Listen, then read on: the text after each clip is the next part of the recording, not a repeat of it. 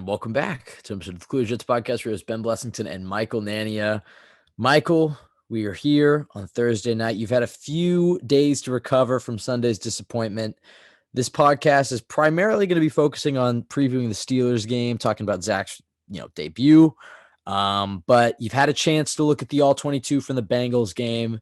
Let's open up this pod talking about some of the takeaways you've had after you've gotten a chance to sit down and actually watch the game again, see how the team really performed. So first, how you doing? And secondly, what were some of the other takeaways you had from that depressing Bengals game now that you've had a few days to soak it all in?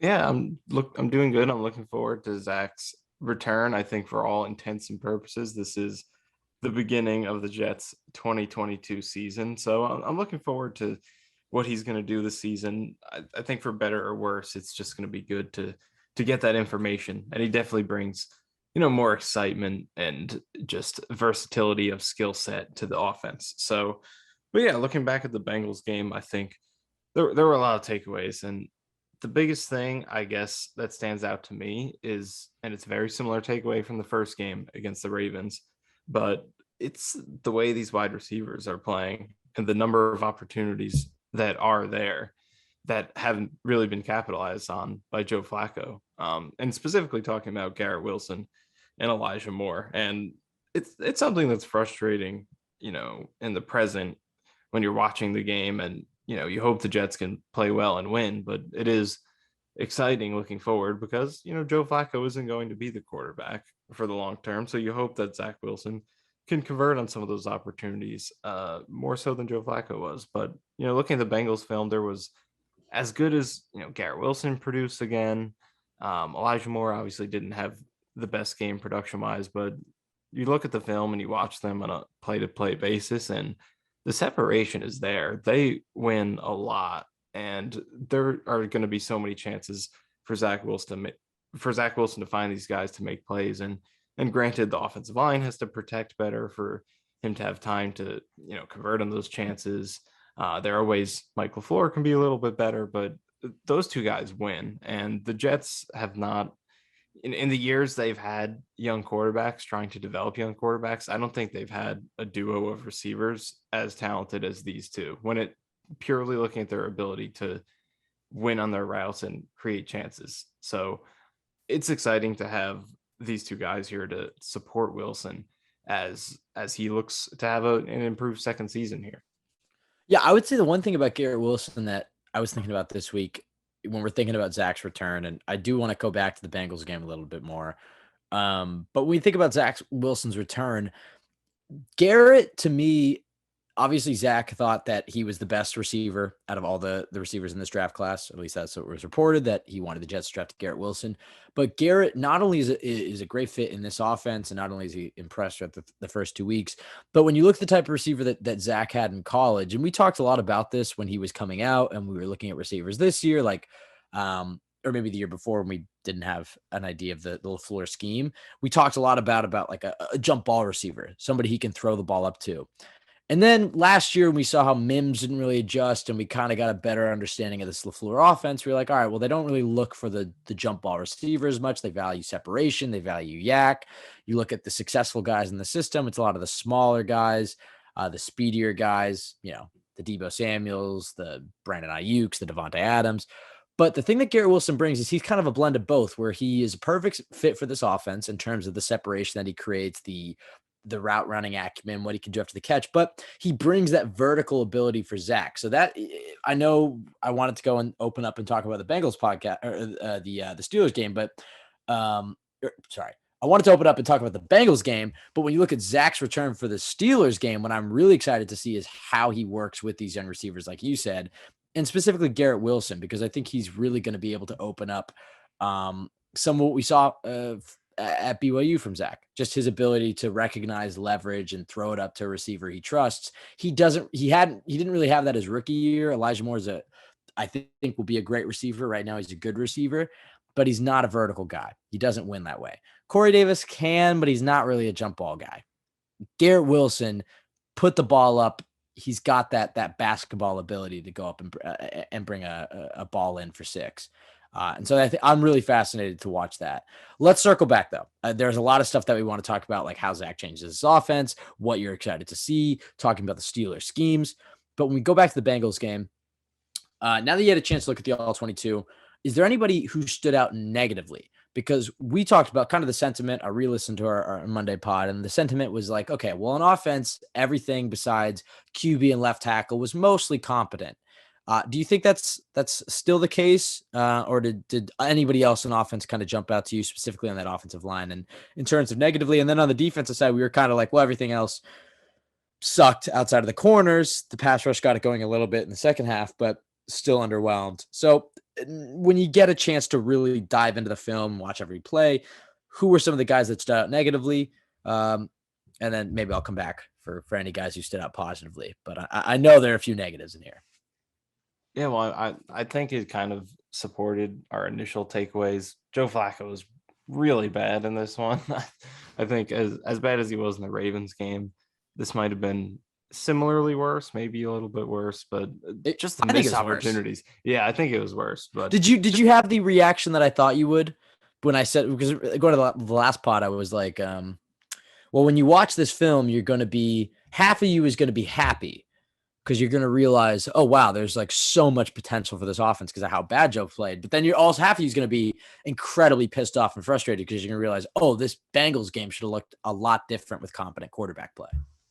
Yeah, that was the exact reaction. Like, I know you were at the game in person, and like you said to me, it got to a point where you were kind of just squaring in on Garrett Wilson, and he was like one of my main focuses of watching this film, and just you could see it. And I posted some clips on Jets X Factor, but there are a lot of plays where he's just not getting hit, and this is in addition to as productive as he is already. As productive as he's already being, all the catches he made, I think he had 6 for 60 in this game or something like that, but that's probably half of what he should be getting if he were being rewarded the majority of the time when he wins. No one gets rewarded every single time they win their route, but if he were just being given chances to make plays at a just normal rate, he would be well over 100 yards in each of maybe all 3 games.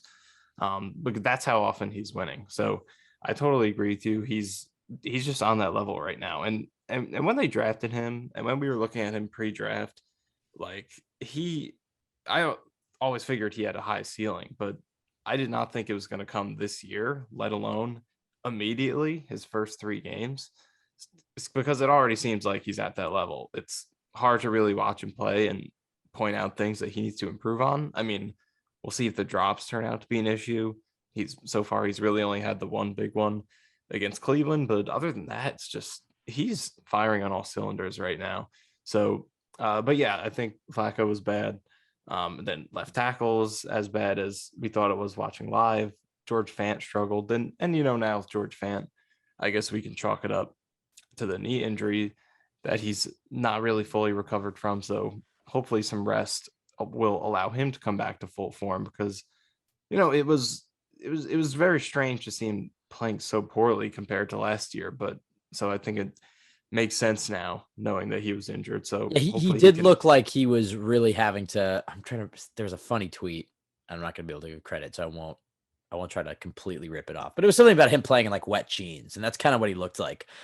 His lateral movement on his breaks just didn't look the same. He looked a lot stiffer.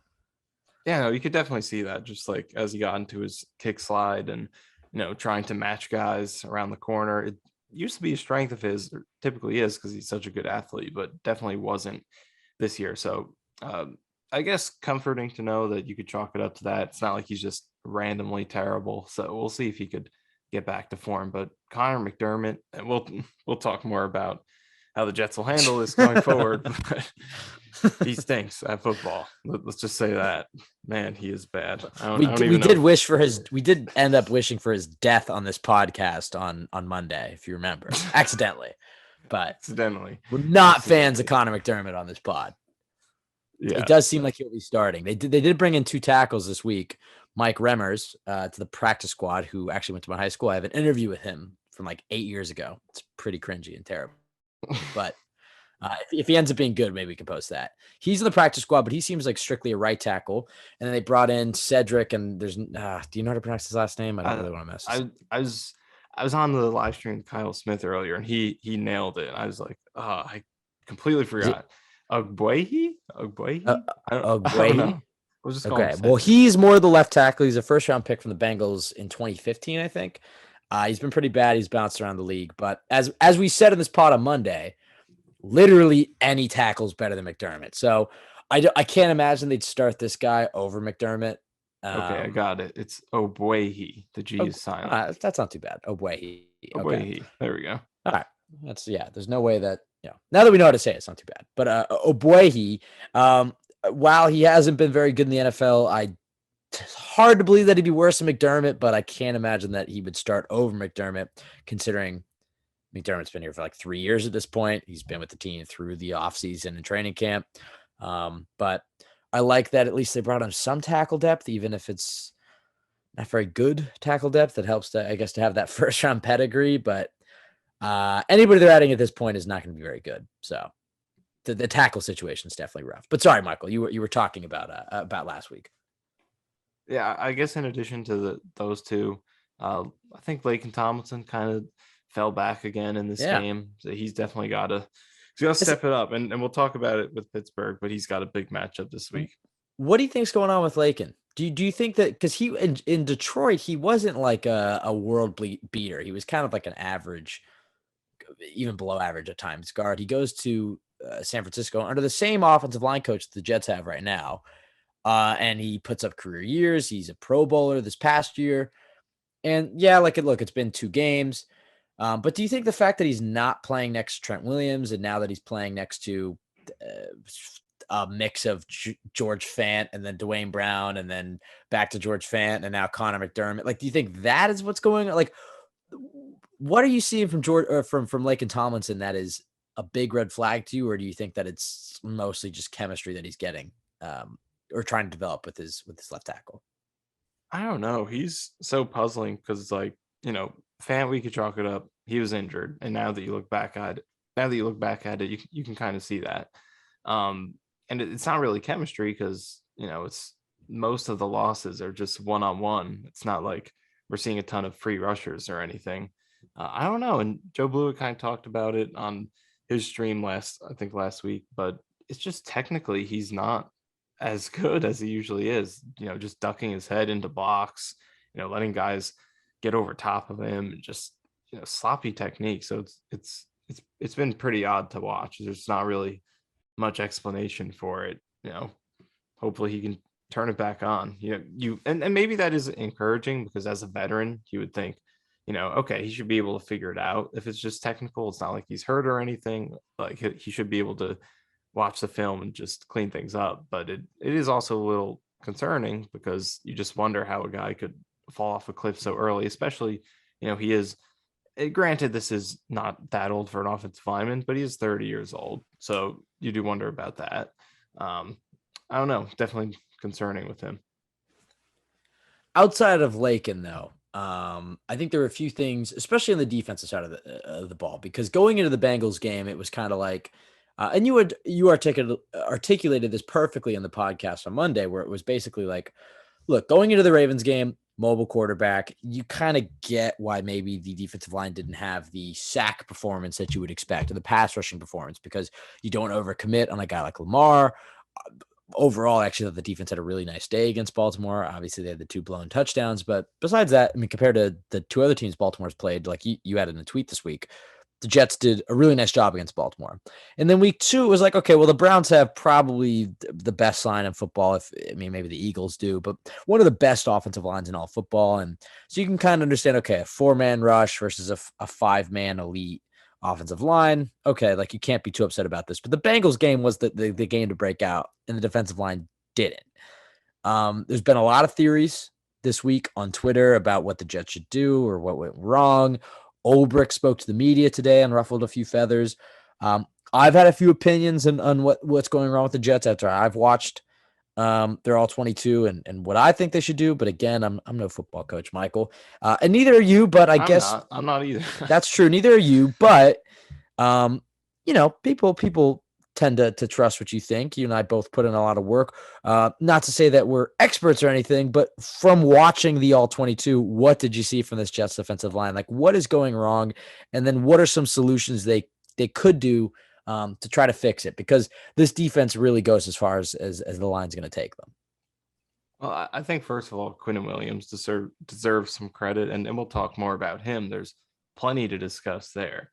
But he had a really good game against the Bengals, and he's having a great season so far. He's been winning a lot in both phases, so credit to him. But other than that, I mean, it's just not clicking right now. Really, they can't chain things together in which guys are winning at the same time. And, that's what you're hoping to envision with when you put together a defensive line like this. Like, okay, Carl Lawson will force quarterbacks to step up into Quinnen, or the D tackles will flush him out to the edge rushers. But right now, it's the wins just aren't there. And I did a Carl Lawson breakdown at JetX, but I think with him, I really do think athletically it's all there, and he looks pretty healthy to me. You could see the explosiveness and the power, but just technically, he was losing the battle against his former teammate Jonah Williams last week with the Bengals. I feel like he was maybe trying too many longer developing moves. Trying to get around the corner, throw a chop or throw swipes and set things up where he Do you think it makes it harder on an edge if you're going up against a former teammate who kind of knows your go-to moves and you've practiced against him a ton? I feel like it is. Like, I was wondering, who does that favor? Edge versus offensive line, or any D line position versus O line. Does it favor defense or offense if you have that familiarity? I would think it's the O line, because there's and O linemen kind of have their own little moves that they pull, but it's more so the defense that kind of dictates it. So I would guess that having the familiarity helps the offense more, because they could predict that a little bit. But not that that's an excuse or anything, because I'm definitely, saying that Carl Lawson is not winning as much as he needs to. But I think athletically it's there. It's just, it's just like any other sport, baseball, basketball. You get hot and cold. Sometimes you need to find your rhythm. I don't think he totally has it right now. He missed the whole entire season. Didn't play a ton in the preseason, so right now it's not there. Hopefully he can turn it on soon enough, because they really need it. And when he's not winning, it makes it hard for this defense to create pressure and ultimately be successful on an overall level. So yeah, I do think there's a good chance he gets it going, because I think he has the same special tools right now. Though I think last week and the week prior, maybe a little bit too much, try and set moves up, like draw the offensive lineman's hands and then, chop it, get around. Because last week, like, he's doing a lot of that, where he would, be a little patient into the move, try to like flash his hand, get Jonah Williams to throw his punch, extend his hands. So then he could work on that and, chop those hands down and then get around the corner or whatever move he's trying to throw. But Jonah Williams was never buying it. He was very patient. He would sit back. And by the time Lawson got into a lot of his moves, the ball was out already, or, it was too late in the rep for it to really matter. You saw some flashes of him, creating some movement, creating some push, but it often just took too long. So I think maybe he could rely on his bull rush a little bit more, his speed rush, while those finesse moves kind of come into their own. So I think there's hope for him. But other than that, definitely the other guys have to step it up some more. Jacob Martin, I think, is getting some wins, but the finishing has not been good. He's allowed some sack opportunities to get away from him, some really easy ones at times. Solomon Thomas and Nathan Shepard haven't really done anything.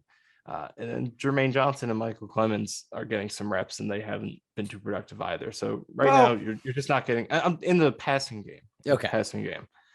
Run defense, they've been, I think, very good, both of them. But passing game, just not enough wins right now. All of that is fair, and it kind of lines up with what I saw. I think what you said about Carl is more right than what I had said on Monday, because my initial, and again, this is why I think this part of the pod is so important, is because, like, we were talking about the Bengals game. We hadn't watched the all-22, and I was like, well, Lawson's not really winning. I wonder if he's, lost some of his burst from the Achilles injury. Did you see any of that? Because like you said, I didn't actually I thought it was the surprising part was, like you said, like he was kind of losing more technically than physically. Yeah. Which I guess makes sense. Like when it's not just the injury, like the physical part of it. It's like he had to take a year off of football, and so he's still getting his sea legs back. I guess you could say. Um, I'm not too worried about Lawson. I think he's never really been an elite finisher, and maybe he never will be. But if you have a guy on the edge who's consistently creating pressures, doesn't I forget who has him credited as this, but I saw somewhere he's like leading the league in pressures, which kind of sounds like Leonard Williams all over again, where it's like, okay, here's this guy that it's invisible on game day, but apparently he's creating a lot of pressures. I don't think Carl Lawson's invisible. Obviously, I think he's a very good player. But for this defensive line to win with 4, they need somebody to be able to finish. I think the thing that I saw that I think we were able to articulate a little bit on the podcast, but going back and rewatching it, and I was texting with you a lot, I think both of us kind of agree that this was a real issue, is that they just don't have a lot of speed at the edge. They have JFM playing one edge position, and they have Carl Lawson coming off an Achilles playing the other position. And like, I get Robert Saleh likes having big defensive ends, especially at the spot that JFM's playing. He had Eric Armstead play that position, would kick him inside. I think it helps against the run defense. But in passing situations, first of all, JFM is just better as a 3 tech, where he's pushed inside. He's got the athletic advantage against the guards. But then it just seems like, okay, you have JFM at one edge, you have Carl Lawson at the other, and then you got Quinnen and Rankins inside, and everybody at the same time is just trying to win with power. And so the offensive line is slowly collapsing, and you're getting pressure, but it's collapsing over the course of 3, 4, 5 seconds. So like, you're creating pressure, but you're not creating chaos. You're not flustering the quarterback. You're not forcing the quarterback out of the pocket. And if you do force the quarterback out of the pocket, they don't really have the speed to chase and get after him. So they're not finishing sacks. If a quarterback runs out of the pocket, a lot of times he's still able to throw downfield. That's kind of what I've seen through 3 games. And I think a big and a super easy way to fix this is to kick JFM inside. And that's the obvious move. And we'll see what the Jets do. Based off Ulbricht's press conference today, well, who knows how malleable he'll be, but can't read too much into the press conferences. But the obvious move is, okay, don't rotate these guys as much. I get your whole all gas, no break mentality. Michael, obviously, I think you're going to want to talk about this a little bit more, factoring what Ulbricht had to say today. So I'll put a pin in that for now. But putting JFM inside and bringing in, if you want to start your first round pick, Jermaine Johnson, who I actually think has performed quite well. Technically he's got a way to go, but when you look at rookie defensive lineman, rookie edge, a lot of times they don't perform that well. And I think Jermaine has actually done a good job at getting some push and playing well against the run game. Push JFM inside, rotate them less, so you got your best guys in the field. I like the idea of starting JFM or starting Jermaine Johnson. And look, if you put JFM inside, it's more reps for Jermaine Johnson. It's more reps for Michael Clemens. It's more reps for a guy like Bryce Huff, who they should 100% activate. That was the last point I had to make on this. And it's less reps for Nathan Shepard and Sheldon Rankins and Solomon Thomas. So it's just a move to me that makes total sense. Bring more speed on the field. It could hurt you in the run game, maybe, but it's going to help you out in the passing game. It's going to help you create a little bit more chaos. I feel like it'll help them finish a little bit more. And then just keeping their best guys on the field, not rotating them as much. I mean, they had a situation against the Bengals, like their whole rotation, when Ulbricht explained it in the spring, a lot of people criticized, but even the way that he explained it was like, in the really important third downs and the important situations, we're going to have our best guys on the field. And, we'll save the Quinnen Williams and the Carl Lawsons and our top guys, we'll save them. We'll take them off the field when it's like, a random 2nd and 9 from their own 35-yard line or something like that. But on the big situations, the big cats are going to come in. I was watching this Bengals game, 8 minutes to go in the second quarter, a big 3rd and goal from the 4. I think that the Bengals were up like, I forget exactly of course I wrote down all of the important information about this except the score. I think they might've been up 2 possessions at this point. But anyway, the defensive line was Jacob Martin, Nathan Shepard, Solomon Thomas, and Jermaine Johnson. It was like, it's a 3rd and goal from the 4-yard line. And the Bengals are up 2 scores, potentially pushing to make it, a bit of a, not a blow up, but like put it even further out of reach. What's a bigger situation than that, Michael? So even the whole the substitution, the situational substitution, that doesn't even make much sense. And that falls on Ulbricht. So a lot to go over there. You touched on a few with the defensive line, but everything I just said there, activating Huff, pushing JFM inside, rotating him less, the logic of some of the rotation. Anything you want to add on there? I know you have some comments about Ulbricht's press conference today, because I did get a few texts from you. Yeah, we'll get to that. But first comment on some of your suggestions. Listen, I have a lot to say about that. But yeah, first a comment on some things you said. I agree with everything you said, because I think if this pass rush really wants to fulfill the mentality that it's supposed to have, which is speed and explosiveness, then I think you make the moves that you just suggested. JFM inside, that's where he's most explosive. On the outside, I mean, he's good technically, but there aren't a ton of starting edge rushers who are as lacking in speed as he is when he's out there. And that penalty doesn't happen last week, by the way. If you have any other edge out there, that roughing the passer penalty against Burrow, part of that is because JFM's lack of speed. He's trying to catch up to Burrow. He had a free shot at Burrow, but like, you're playing a defensive tackle at edge, like that's going to happen. He's not going to be able to finish as fast.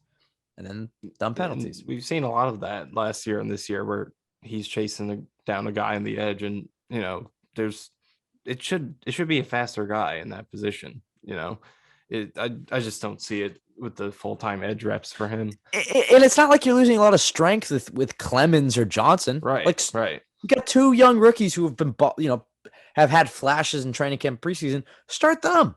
It's like, it really is an obvious move to make. Why do you think the Jets have been so hesitant to kick JFM inside? Is it because they gave him all that money and they saw him as a guy who is both an edge and an interior guy? Like, or do they think one of the interior spots is more of just a guy to eat up blocks, and Quinnen is kind of the interior pass rusher? Like, what's the logic to keeping JFM on the edge when you have way more talent out there? It's just so hard to explain. And I don't even think it's that about the block eating. Like, you look at the tape from this Bengals game, and Sheldon Rankins did play pretty decently, to his credit. And, he's not in there to eat up blocks. He's, playing with reckless abandon, shooting gaps, being aggressive. And I would like to see JFM in that position more often, like in 2020 when he was a pressure machine from the 3-tech spot. So different scheme, but yeah, different scheme. But, granted, it's, you're just rushing the quarterback. It's not like it's that much different. Right. But I think, perfect situation. I would bench Nathan Shepard, get him out of here. JFM, you take those interior reps, push Rankins and Thomas down one spot each on the depth chart. Then taking over for him on the edge, JFM, Clemens, more reps for them. Call up Huff. He can get some more passing game reps. And there you go. I think you're cooking a little bit better there. But yeah, I agree with your suggestions. And also, I pulled up the stat here that Next Gen Stats had. So Carl Lawson right now on the season has the second best average get off time among all edge rushers. Yeah. So take back everything I said on Monday's pod about him losing burst. 0.69 seconds behind only Myles Garrett, who's at 0.67. So that kind of supports what I feel like I'm seeing. Like, you just compare him to the other guys on the defensive line, even Jacob Martin on the other edge, who's very explosive, and Carl Lawson is always the fastest guy back there. So he's still got it. I'm waiting for him to just get the groove back technically. And, there's, as much as an injury is physical, it's, you miss a whole year. It could take you some time to get that flow, get that rhythm back when it comes to, you think about how precise you have to be to like chop an offensive lineman's hands or get your hands in his chest and like throw these moves. It's like such a small window. So it can be like going cold in baseball, like with how precise you have to be at these things. So hopefully it does happen. I'm not excusing the lack of production to this point, because I don't think his wins have been frequent enough or quick or dominant enough. But I think there are reasons to be optimistic with him. One of the things that I was thinking about this week when I was trying to like think about like, oh, why would the Jets want to play JFM outside? And I was like, I thought about like, is it the contract? Like what could possibly be the explanation? And the only thing that I could think of, this is probably the answer, is the Jets probably feel like this is their 4 best pass rushers on the field at the same time. That makes sense in the system, because yes, I would argue that Bryce Huff is a better pass rusher outside, but Bryce Huff, the position that he plays is probably more like where you're going to want to play Carl Lawson, like that other defensive end. That's not at like Carl Lawson plays what's called like the Leo defensive end. Not going to pretend to know what that means, but it's, the smaller, speedier defensive end. When you watch the 49ers and they're play the same wide 9 defensive front, you see Bosa a lot as the defensive end who's kind of split out further than the other 3 defensive linemen. He's playing a lot of times like 7 tech or 9 tech. And you can have a smaller, speedier pass rusher guy out there. But then on the other defensive end, you want a bigger guy who can help you in the run game. And that's why JFM is playing there. But I was thinking, I guess JFM at edge is technically a better pass rusher right now in his career, you'd expect, than the other options they have there, because you're not really going to play Jacob Martin there first down or second down.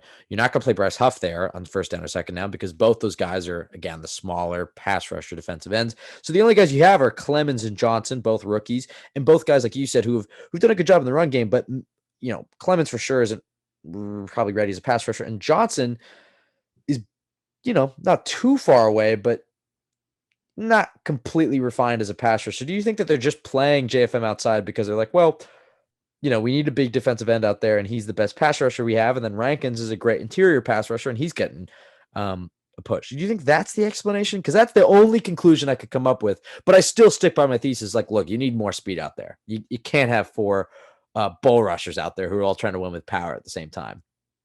Oh yeah, I mean, last year was understandable because they had such a lack of talent that he was clearly the best edge pass rusher they had, regardless. Well, I guess him and Huff, but this year, I mean, yeah, I think he definitely provides some size and help in the run game. But I think with Clemens and Jermaine right now being a little bit of a work in progress in the passing game, he's probably better than them just at winning. Again, he doesn't really get many sacks from out there, and he's kind of easy to get to the edge on as a quarterback, just escape his pressure and get outside.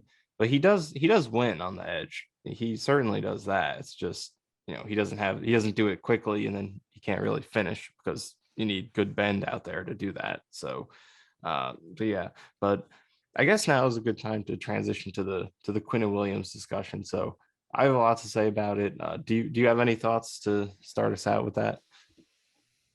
I think, I think you were the one sending the impassioned text messages to me. I do have some thoughts, but I think you can open this one up. Okay.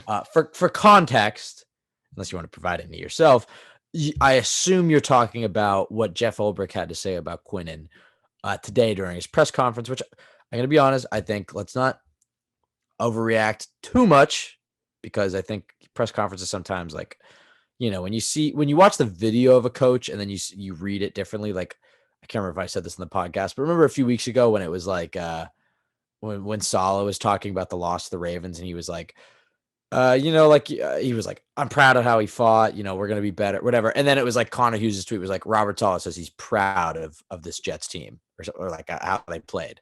And everybody like just dumped on it. And it was like 100 quote tweets or whatever. So I think it's important not to overreact to press conferences because honestly, they don't really mean much.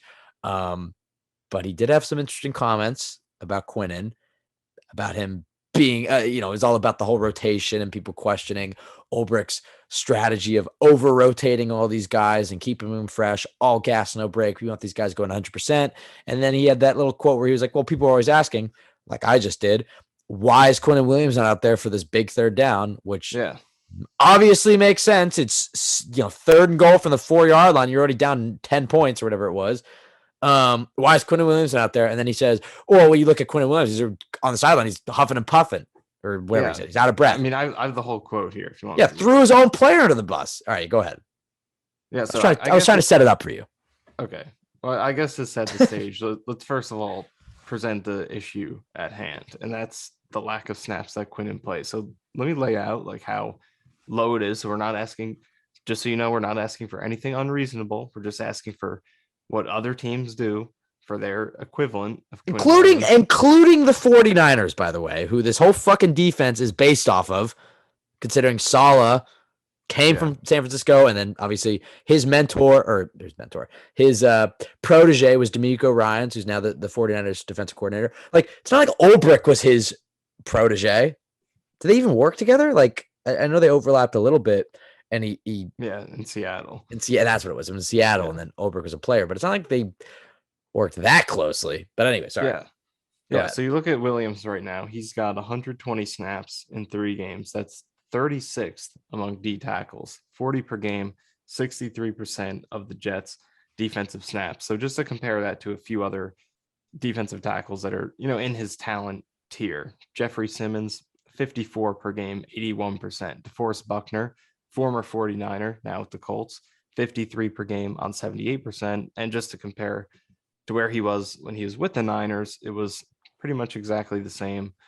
In his 2020 season with the Niners, Buckner played the same ratio, 78%. So those are a few of the guys in his tier playing 12 to 15 more snaps per game, which is basically the equivalent of like 2 whole drives, considering the average drive is about 6 plays this year. So that's 2 whole drives a game in which you got Nathan Shepard out there instead of Quinnen, when other teams would have their Quinnen Williams on the field. And that's, Shepard is a guy who replaces Quinnen for all of his plays. He plays right defensive tackle when Quinnen comes out. It's basically a strict rotation. They almost never So play together. would that affect the JFM moving inside? Like if JFM moved inside, do you think they would say that Quinnen could still play right defensive tackle? I don't understand. Like I guess he would just replace Rankins, right? Because Rankins honestly plays But more three yeah, tech I than think Thomas would probably move to backing up Quinnen, and Rankins would back up JFM at left defensive tackle, because that's where JFM was in 2020. He was on the left side. Quinnen was on that right. yeah, dude. It doesn't make any sense why they wouldn't. And that's just what makes it the worst, is because, like, okay, if you had an awesome backup who comes in for 20 snaps, he's fresh and he's dominating, he's Yeah, like efficient. a young third or fourth rounder. Yeah, then Who's it's like, all right, all right, cool. We got either a Quinn Williams playing at a high level, or we got this guy who's rested and just as good or close to it in a smaller role. But you have Nathan Shepard, who has 21 straight games with no sacks, 6 penalties over that span, no run stops this year, no sacks, no quarterback hits. Hey, he threw Kareem Hunt out of bounds to save 2 seconds before the 2-minute warning, and that led to the comeback. Well, he kind of I mean, without Nathan Shepard, I don't think the Jets win that Browns game. Just throwing that out there. Yeah, congratulations. But yeah, so I think that's what makes it the most problematic, is that it's not justified when there's such a talent drop off. So anyway, that's a very low snap count for Quinn Williams. Only 6 teams in the league play their most used defensive tackle for fewer snaps per game than Quinn Williams, and all those other 6 teams don't have anyone who's close to as good as he is. So that's the background. But let's get to the quote that he had. So this is the exact quote. There are these critical moments in games where you ask, that last part is paraphrasing, but he says, there are these critical moments in games. Why is Quinnen not out there? And you look to the side and he's gasping for air. Just got to be judicious with it. Got to absolutely use him as much as we can, and as much as we can in critical moments for sure. But I still think there has to be a level of rotation. He plays at such a high clip and he goes so hard that sometimes more is less, or more isn't necessarily as good, because now you're not seeing the speed, the explosiveness, all the special stuff from an athletic standpoint that he brings. Yeah, so I guess my reaction to that quote is, I get what he's saying.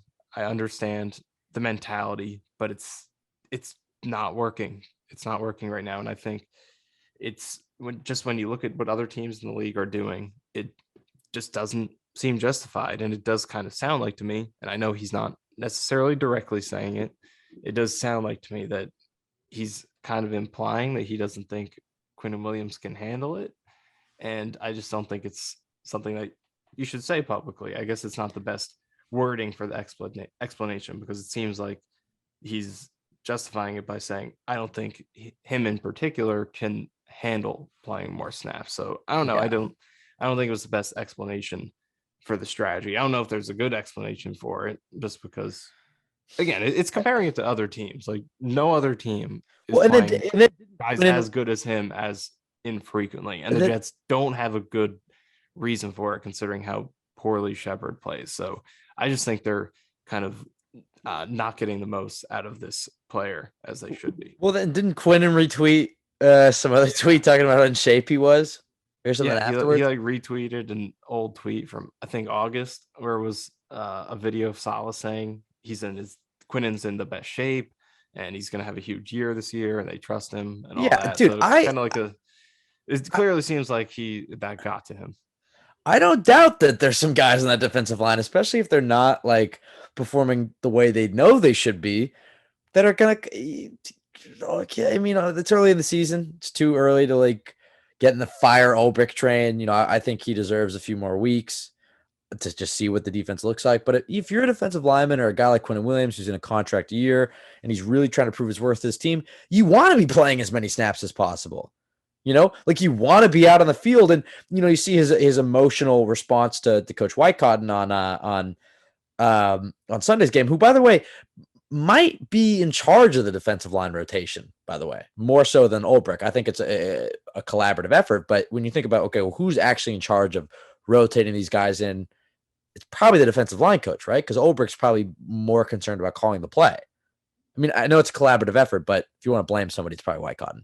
But anyway, that whole emotional burst or whatever, not a big deal to me. You see plenty of good teams do that all the time. I like to see fire like that, but you might see some more emotion out of Quinnen if they keep playing him like damn near just half the game when he's in a contract year and he's balling out. I mean, every rep he does get, he's looking good.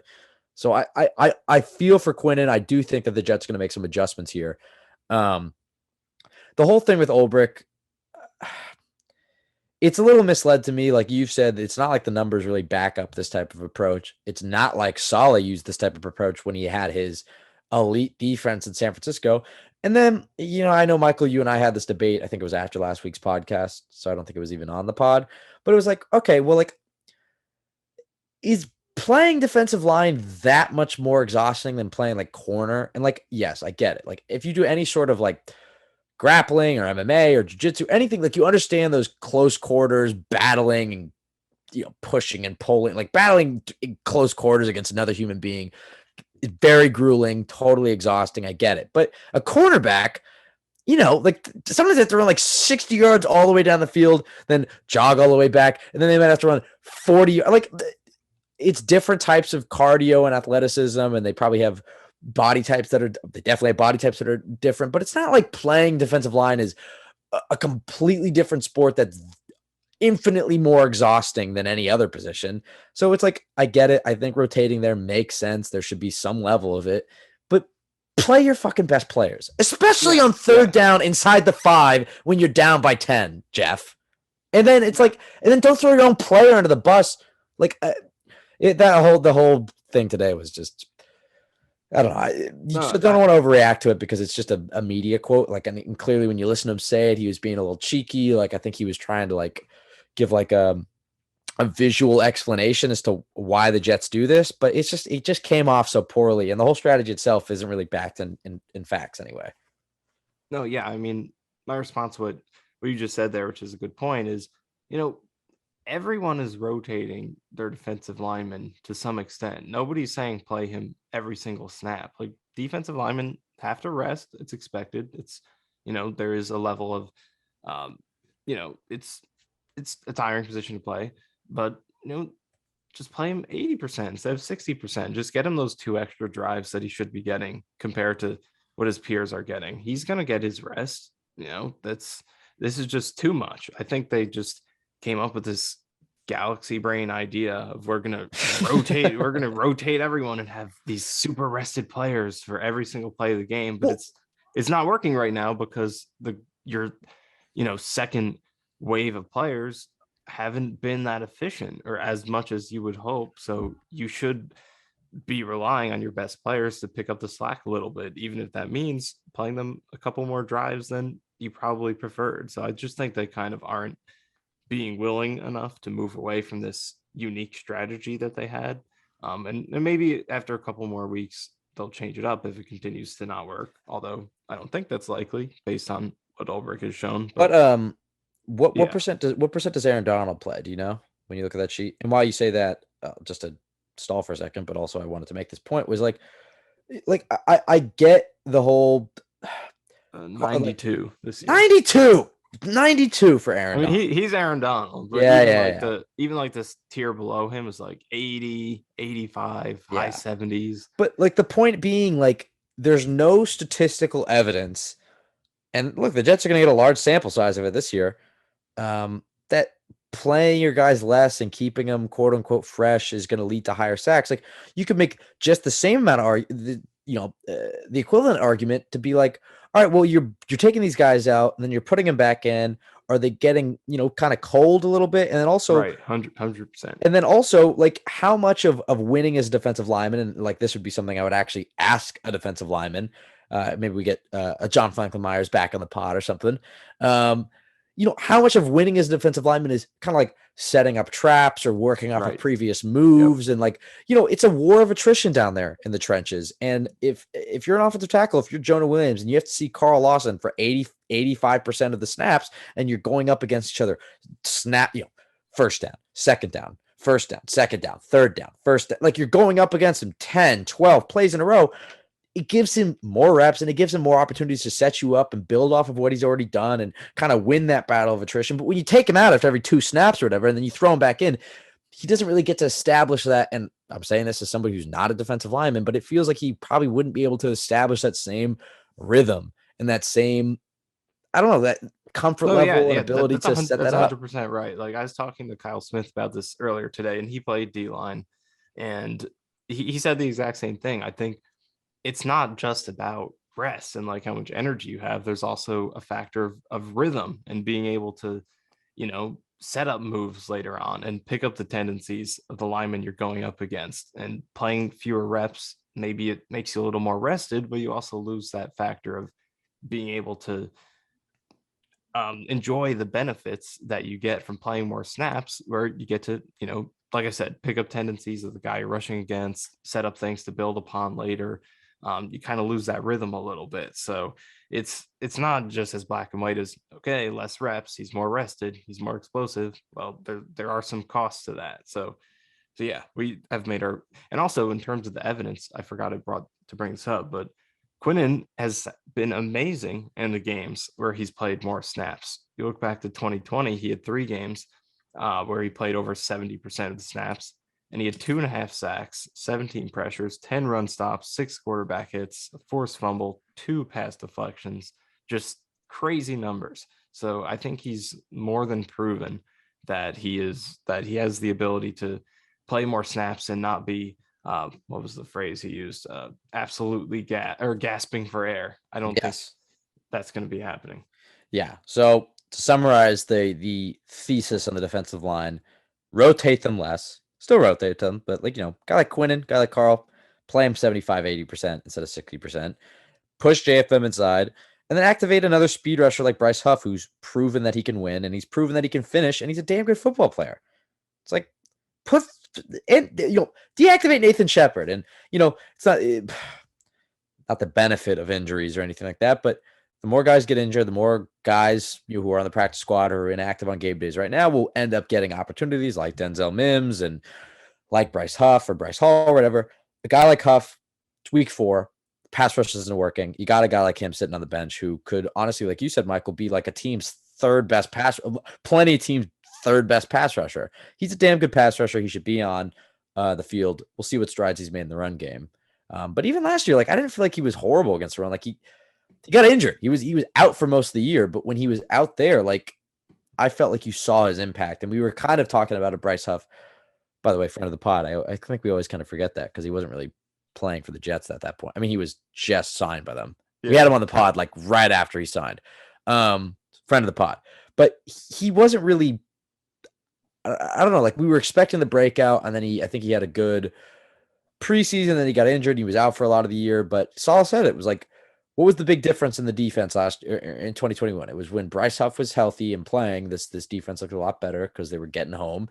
And when he was inactive or when he was hurt, his defense took a big dip. Those were the games against New England and Indianapolis and Buffalo or whatever. And they were getting 40 points on the board every game. It's like defense lives and dies behind its defensive line, and Bryce Huff has proven in this system that he can win with speed, create chaos, and finish sacks. So he should be active and he should be playing. I know Look, I want to talk about the Steelers game coming up and Zach's return. We got a lot to talk about here. There's one more thing I did want to talk about in my notes that I think is important, and it's on the offense side of the ball, and it's Michael Flores. Similar thing to Jeff Ulbrich, but the usage of his receivers, and specifically how he used Garrett Wilson versus Elijah Moore. And granted, I'll give him a little bit of a pass. early in the season. I don't think he expected Garrett Wilson to be the type of, well, I shouldn't say he didn't expect this, but considering the snap count he had week one, maybe he wasn't expecting Garrett to have the impact that he's already had, and that Garrett is almost this team's wide receiver number one. I don't think we expected that either. I think we kind of thought that would be Elijah. But what have you thought about the way that he's been using Garrett and Elijah? I thought that he did a nice job of maybe the snap count and the usage of those guys. He clearly is giving Garrett a lot more reps. I respect that after a lackluster week one where he gave him like 3 targets or whatever. But they're playing Garrett as the slot receiver between him and Elijah Moore, which I get in the sense that, look, Garrett is twitchier, he's more explosive, he gets open faster, he is faster.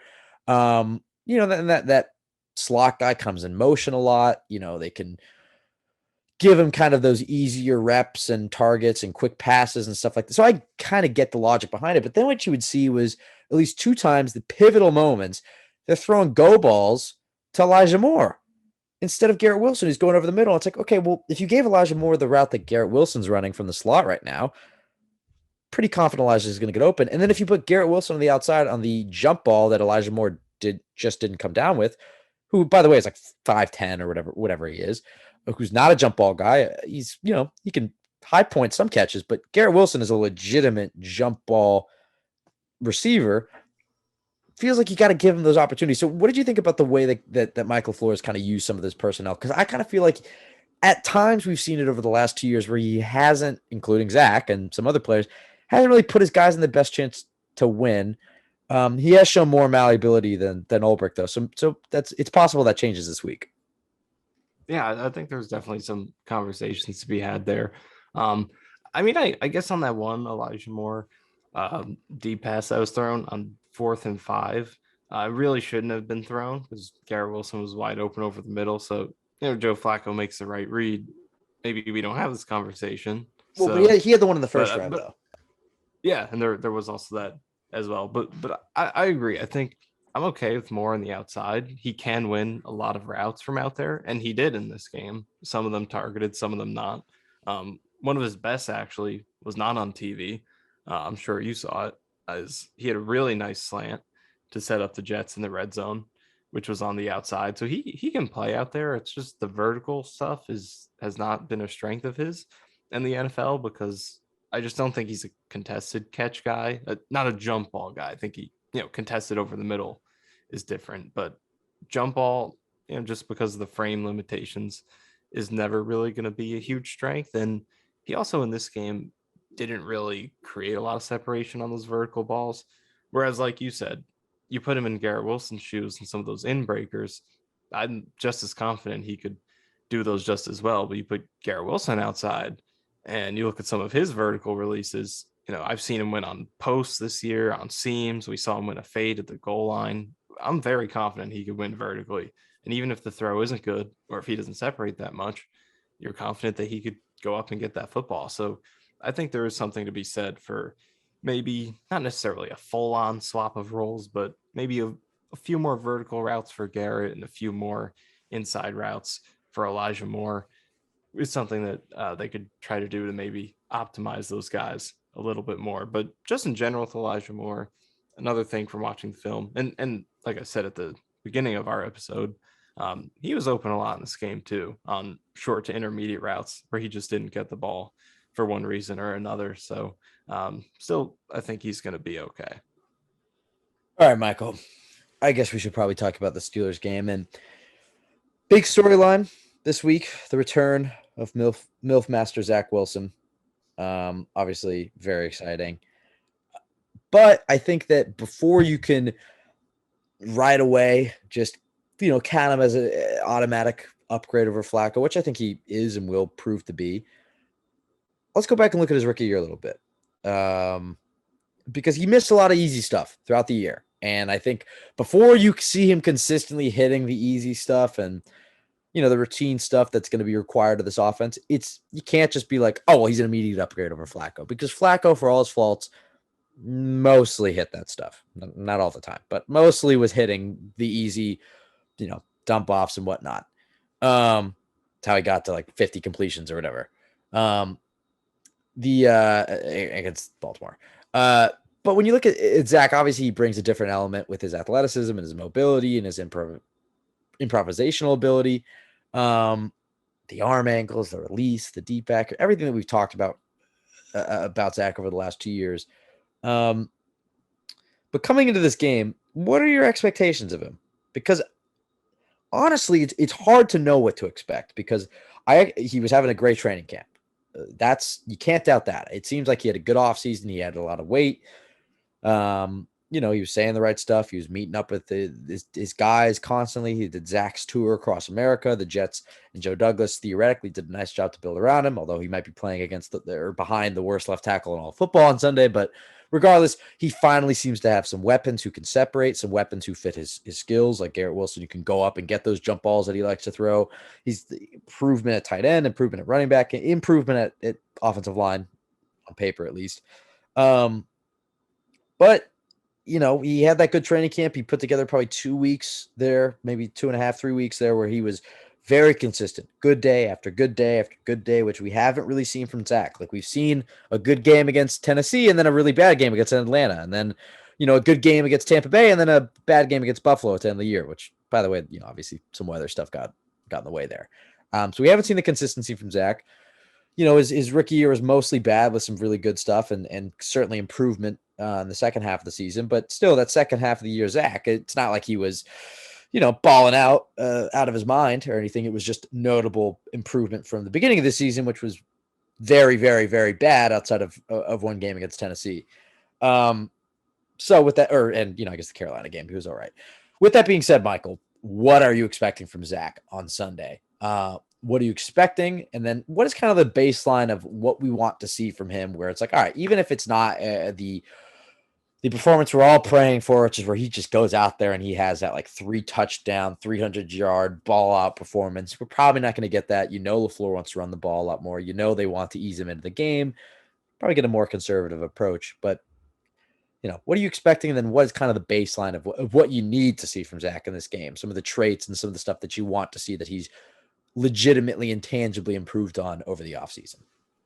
I mean, like you said, it's so hard to know what you're going to get because of just the range of levels of play that he showed last year. And, year 2 quarterback, you never really know who he's going to be until he steps out there. Is he going to take a huge leap? Is he going to be the same exact guy? Is he going to be moderately better? You don't know. So obviously we're hoping for the best, but until he's out there, he could be the same as Joe Flacco. He could be, a little bit better, a lot better, or a completely different universe of quarterback. We don't know. But I think in terms of goals, to start out, I think it's definitely fair to keep it a little modest for the first game or two, just because he's easing back in and it's, could take him some time to maybe get a little bit of confidence physically. I know he says he's 100%, but it's obviously a lot different when you're out there and the bullets are flying. So I think having your expectations a little tempered to start is a good thing. And I think to start, just hitting those easy throws is definitely the biggest thing. Just it's going to be hard for him to be successful if he misses complete gimmies at the way he did at times last year. And even in the short appearance he had against the Eagles, he missed that one to Garrett Wilson. So just hitting those, good ball security, and I think just sort of consistent management of the offense like he showed in that Bucs game last year is something that's attainable even in the early going. So as the season goes on, I think we'll see a little more confidence on the move and just, taking those big shots, some of the explosive stuff. But start out, I think good ball security, good accuracy on the easy throws, and just a consistent, solid feel for managing the offense and getting the ball out quickly, just like he was against the Bucs, I think is a good place to start out. Yeah, it's like you said, it's kind of hard to articulate what that means, but when you see it. Yeah, exactly. There's a very clear difference in Zach at the very beginning of the year, which is understandable, versus the end of the year. Clearly, he's going to be more comfortable with the offense. I also think it helps, as much of a bummer as his injury was, I do think that it does help. Take some time away. All he's been doing is obsessing, and he has his head buried in the playbook and how to get better and his technique and film and whatever. And a lot of times when you have to take a take a few weeks away from something like that, and then you come back. I think was it LaFleur who just compared it to golf, and I've noticed it in other sports and other stuff like that, where it's like, you're training it every single day and you're practicing all the time. And then you take like 2 weeks off, 3 weeks off, and you come back, and then that first day back, a lot of times you're way better, or like you're like at least just you haven't lost anything, and I don't know, something about taking time off and coming back to something that you've been obsessing about over and over again can be extremely beneficial. I think it also helps to see a veteran quarterback, play in your exact same shoes. Because it's one thing to be like, when Sam Darnold was here and he had to watch like Peyton Manning run the Adam Gase offense in Denver, or Ryan Tannehill run the Adam Gase offense in Miami. It's different when you get to see, okay, Zach, here's a quarterback in your exact same shoes, behind the exact offensive line you'll have, but throwing the receivers you'll have.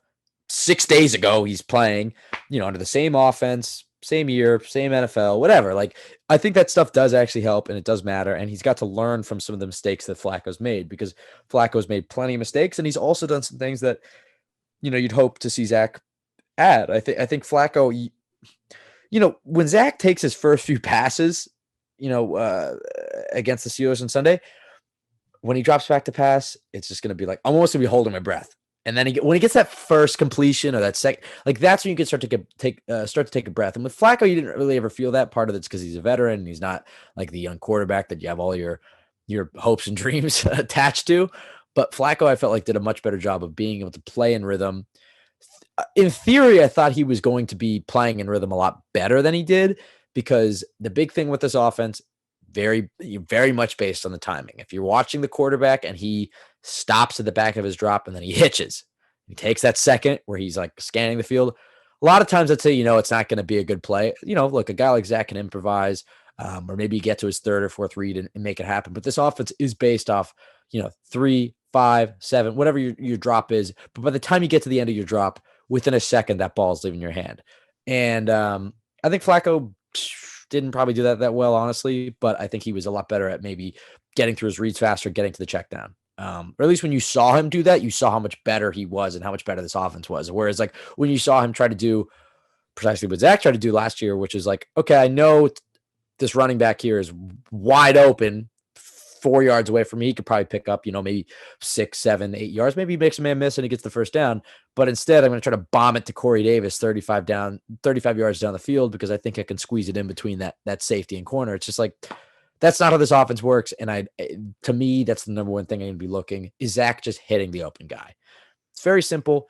But, if Zach passes up on if you're tweeting Michael a little video clip, a little all 22 on Tuesday or Wednesday of like, Garrett Wilson was wide open for a touchdown here, but Zach Wilson instead dumped it off to Tyler Conklin, I really won't be that mad, because that's what you want to see from Zach at this point, where it's like, yeah, I wanted to play free. I wanted to take his chances. I really hope we get to see that mobility. He says the injury won't affect him at all, and he's going to still be himself. But to me, the thing that I really just want to see is just play within the timing of this offense and get to your checkdowns. Like, don't try to be a hero. If he's learned that lesson and he's, looking down the field for Garrett Wilson and he's looking for Corey or Elijah, they're all covered, just dump it off to Breece Hall or Michael Carter, because those guys, they might even get the first down the way they make guys miss. But at the very least, you're going to get 4, 5, 6 yards, and you're going to put yourself in better situations. And too many times last year, this Jets offense, and honestly, throughout the first 3 weeks, you've seen it too many times, they're at 2nd and 10, 2nd and 13, 3rd and forever after penalties or drops or forcing a pass and it's incomplete or whatever. It's like, take the yards and put yourself in 3rd and short and trust your offense to win on 3rd downs. I know they really haven't done that too much, but that's the way this offense should work. So that's what I'm looking to see. Take the checkdowns, play within the rhythm of the offense. What do you think that how do you think LaFleur game plans this for him? Like, the obvious answer is be like, let's ease him into the game. Let's run the ball a lot more. We haven't run that much. But do you think he tries to look at what Pittsburgh does and says, you know what, there might be some opportunities for some deep shots? Zach has that in his arsenal. Garrett Wilson brings a different element that this Jets team has had. And maybe if Zach starts his year off and, you want to use him to the game or whatever, but if he gets a few of those, like if Zach gets a deep touchdown in this game, that type of confidence can carry him throughout the year a little bit. Like you kind of want him to get off on the right foot here, but you don't want to rush him. You know what I mean? Like, you want him to settle in. So how do you see LaFleur calling this game for Zach, who, like you said, hasn't played football in like 6 weeks? I really think to start out, it would be good to kind of ease them in with quicker, easier throws, just because looking at this specific game, you got a big mismatch there at left tackle with Connor McDermott out there. So I think if you were too aggressive early in the game, it's a little bit high risk before you really know how you're going to hold up over there. Do you want to have long developing plays where you could get sacked and put yourself in bad situations? And obviously, physically put the quarterback in danger in his first game back. So I think to start it out a little bit quicker, a little more in rhythm, and go back to some of those good opening drives they had last year. You remember that latter portion of the season where the opening drive was becoming a spectacle every single week against the Bengals, against the game in Miami against the Eagles, although that was a kickoff return, but still.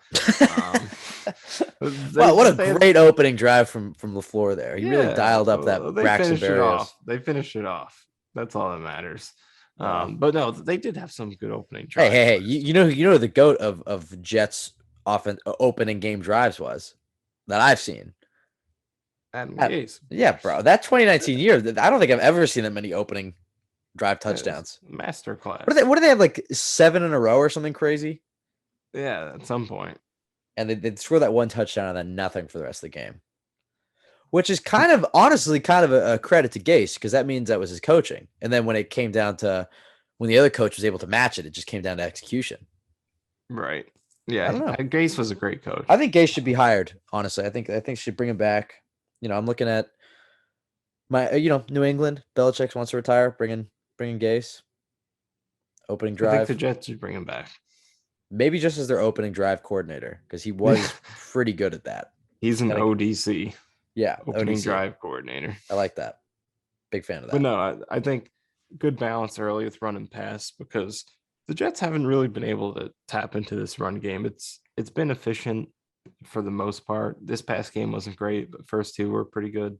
And Hall and Carter both have good YPC numbers. So there's a lot of potential with this run game. They just haven't been able to establish it at all because they haven't run a single play where they've been leading this year outside of Joe Flacco's kneel down in Cleveland.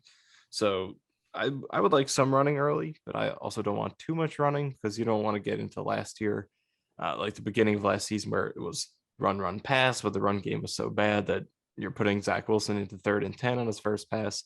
I don't want that either, but I also do want to tap into this run game before it gets away and really allow it a chance to build up throughout a game. So I think pretty good balance early on, maybe first down run, second down pass, or first down pass, second down run would be a good way to get started. Right.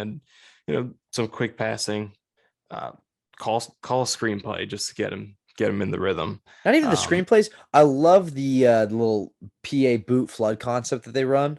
But Yeah, just tell them like, hey, just dump it off to the tight end who's yeah, peeling.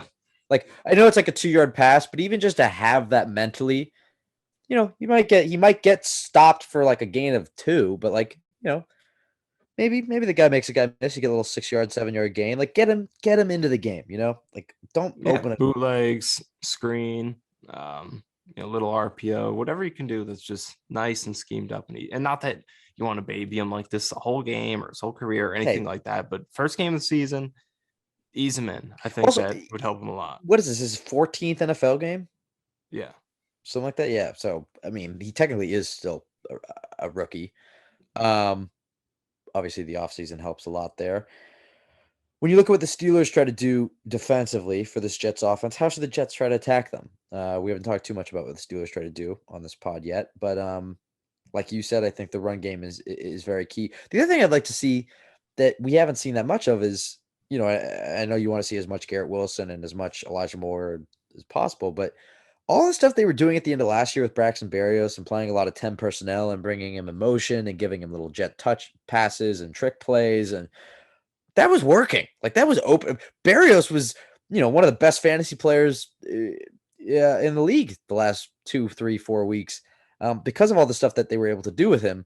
And that fell off the beginning of this year. They haven't really used him at all in any of those. And maybe you don't even have to use Berrios for that. Maybe you use Garrett Wilson. But I feel like there's been a lack of that like jet sweep stuff, the touch motion, the trick plays we have obviously talked about. And maybe some of that's due to having a statue at quarterback, but with Zach back, he's best buddies with Braxton Berrios. I'd like to see Berrios involved. I'd like to see some trick plays. Like you said, open it up. Like you said, the spectacle of that first drive, come out swinging against Pittsburgh to open it up. Oh yeah, I think the biggest thing on this, looking at how they're going to attack this defense, is how are you going to work around Connor McDermott?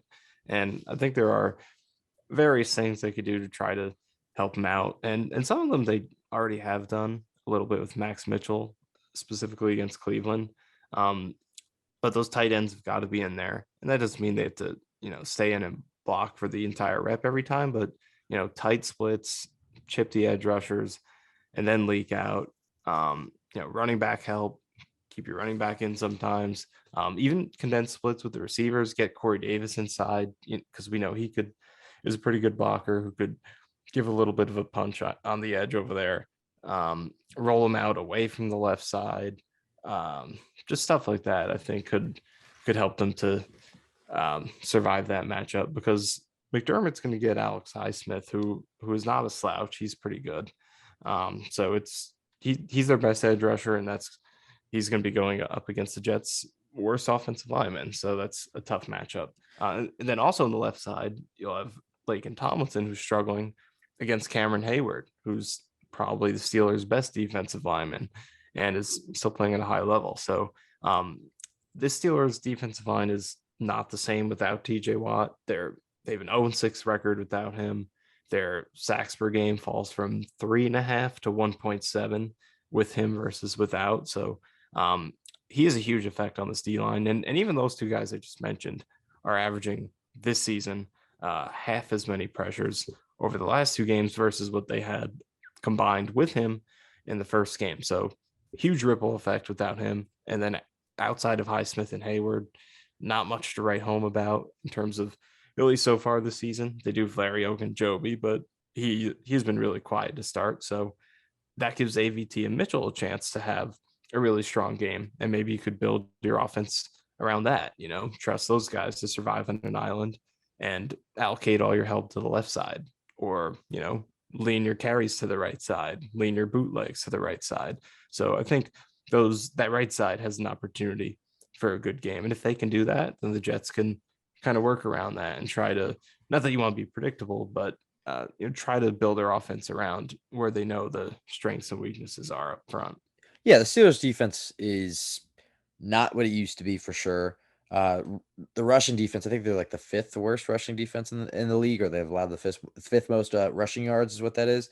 And like you said, I think we've seen too many runs to the left, especially behind, Fant when he was healthy, and Laken, who is a very good run blocker, but running right behind a guy like Max Mitchell, who has played well, is mobile. You can run your outside zone offense and have him in front. And then anytime I see AVT moving, I feel like he takes somebody out. So I love the idea of running behind a pulling or a moving AVT. And then you have, you got a guy like Laken who, depending on the design of the run play, you can have him seal off the backside, or he can even pull or get upfield and seal off a linebacker, whatever it is. I just feel like running right at this point fits this Jets offense the most. And it seems like, going into the year, going into training camp, obviously this is going back like 7 or 8 weeks, but when Becton was healthy, this offense was probably predicated a lot off of running to the right. So I'd like to see them running a lot more to the right and less to the left, especially if you got to play behind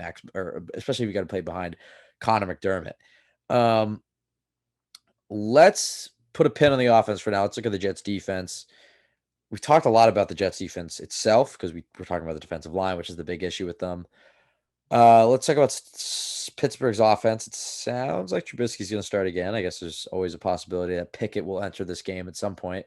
But how do you feel about what Pittsburgh does offensively and how the Jets match up with it defensively? Obviously, our preview pod last week, we were talking all about how this Jets team is a great matchup for Cincinnati and they should be able to get after Burrow. And then obviously we saw this defense and it looked nothing like what we talked about. So it's always a little hard to predict, but when you see what this Jets defense wants to do and what this Steelers offense wants to do, how do you think they match up? The run game is a really interesting part of this because I think Pittsburgh absolutely wants to run the ball. you don't draft a running back in the first round. So maybe another week of JFM at the edge then. I guess possibly. Listen, none of the things we ask for are going to happen.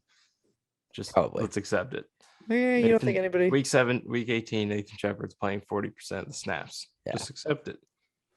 I guess you're right. Nathan Shepard's playing edge. Yeah, that's the deal. They put JFM inside and then kick Nathan Shepard out. Yeah, that's what they'll do, and then they're going to put Rankins at the other edge. Exactly. And put Joyner at defensive tackle. All right, we got it. Okay. But yeah, I think the Steelers want to run the ball, but so far for them it has not been working pretty well. Najee Harris is at only 3.2 yards per carry right now, which is one of the worst marks in the league among running backs. And all 3 of his games, he's been under 3.8. So the running game has not been good for them. Whereas the Jets' run defense has been surprisingly decent. The Browns game was bad, but the other 2 games, elite Ravens run game, they held them down. And then they shut down Joe Mixon last week, who I believe had a pretty good game against Miami today. Actually, he didn't. So scratch that. But never mind. They still had a good. they still had a good game, regardless. But right now, they're 6th in the league and fewest yards per carry allowed at 3.7. So I think any of us would have signed up for that, and frankly, would have been really surprised by that if you knew prior to the year that they'd be in that spot 3 games in. So I think that's an opportunity where if the Jets can keep that going against the Steelers team that's not running the ball well, then you could put the game in Mitch Trubisky's hands. And I think that's exactly where you want it. If you allow the Steelers to get that run game going, create short down and distance situations, let Trubisky get comfortable, then that's where you could run into trouble. But the Jets seem to have the advantage here. So we'll see if they could maximize this mismatch in the run game. All right. Well, when you look at this Jets secondary, because we've talked a lot about this defensive line, but obviously the linebacker core is going to be without Quincy Williams, who thankfully only has a sprained ankle. So it sounds like he should be able to return in the next few weeks. We'll see exactly when that is. But when you look at the secondary and this linebackers, that the back part of this Jets defense, how do you think they've played? And then how do you think that they can capitalize on who Mitch Trubisky is as a quarterback and some of the things and some of the opportunities he might present for the back end of this defense? Yeah, I mean, the secondary's been, what can you say about the secondary? Like, how good? Well, we should specify corners.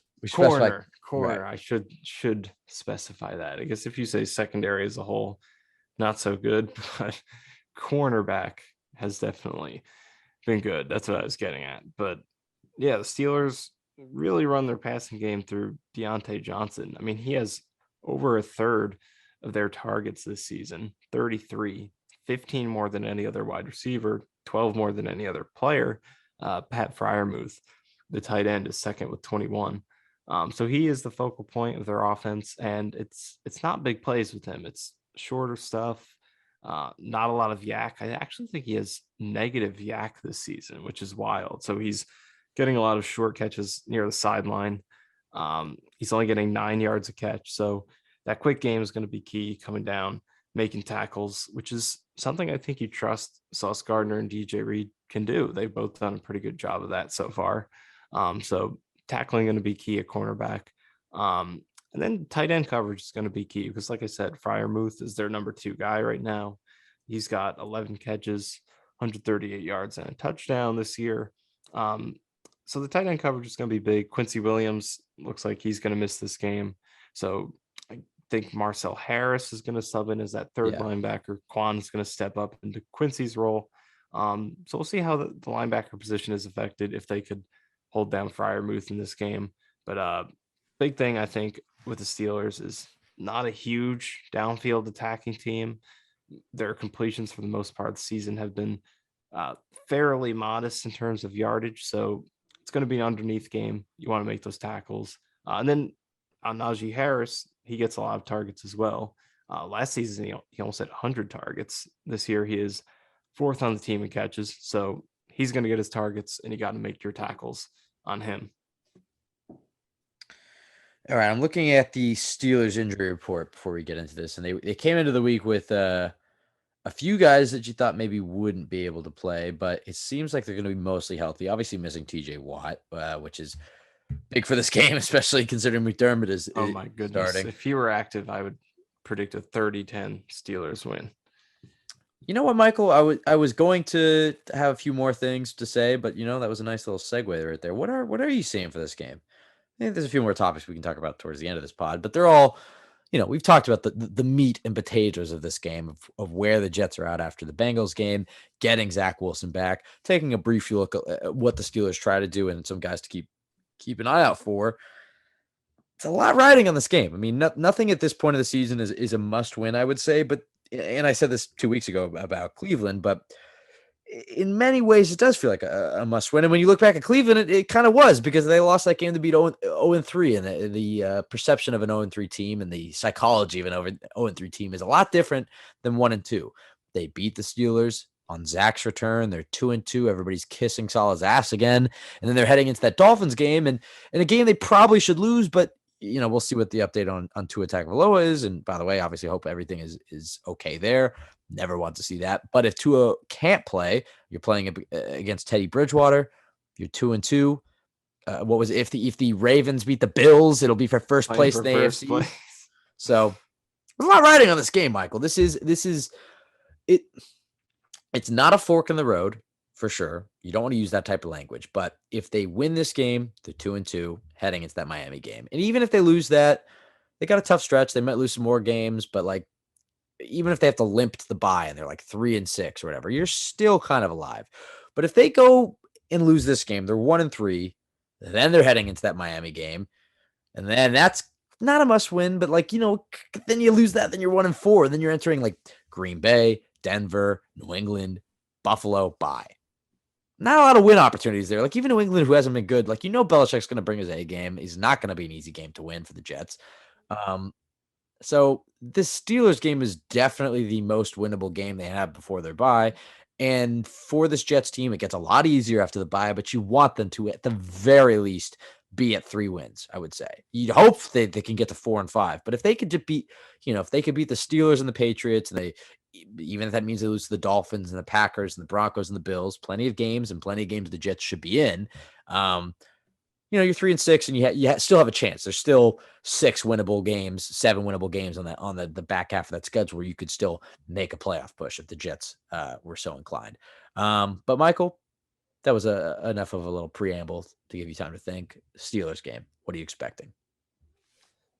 I've waffled on this one a little bit, but I'm feeling good about this one. Yeah, there we go. I'm not waffling.